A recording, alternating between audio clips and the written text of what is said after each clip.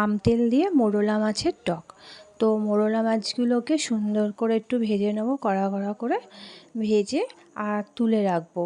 আর এদিকে সবজি আলু, কুমড়ো, মূলো আর বেগুন নেবো, শাশুড়ি মা কেটে দিয়েছে, সব কিছু দিয়ে এটা টকটা করব। তো সোমবারে সর্ষে আর শুকনো লঙ্কা ফোড়ন দেবো, দেওয়া হয়ে গেলে সবজিগুলো দিয়ে দেবো, দিয়ে ভালো করে নেড়ে চেড়ে নুন হলুদ দিয়ে দেবো, দিয়ে আর কিছু দেবো না, এতে মশলা কিছু পড়বে না, জাস্ট নুন হলুদ দিয়ে নেড়ে চেড়ে জল দিয়ে দেবো। জল দেওয়া হয়ে গেলে সবজিগুলো যে একটু সেদ্ধ হয়ে আসবে, তো ওই আমের আচারের যে আম তেলটা ওটা দিয়ে দেবো।